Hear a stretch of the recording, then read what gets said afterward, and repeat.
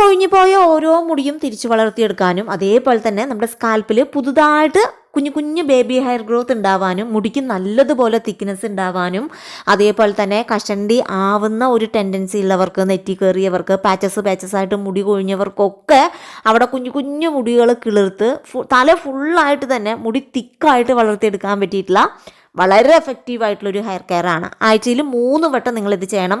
ഗേൾസും ബോയ്സും എല്ലാവരും ഒരേപോലെ യൂസ് ചെയ്ത് നോക്കാൻ പറ്റിയിട്ടുള്ള ഒരു എഫക്റ്റീവായിട്ടുള്ള റെമഡിയാണ്.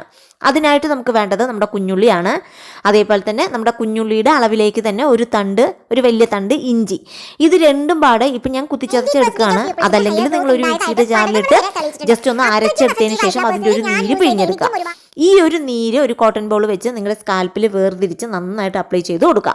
എന്നിട്ട് ഒരു 20 മിനിറ്റ് അങ്ങനെ തന്നെ വിടുക. ഈ ഒരു നീര് നമ്മുടെ തലയോട്ടി വലിച്ചെടുക്കണം. ആ ഒരു സമയം വരെ നിങ്ങൾ വെയിറ്റ് ചെയ്യുക. അതിനുശേഷം വെറുതെ പച്ചവെള്ളത്തിൽ മുടി കഴുകിയെടുക്കുക.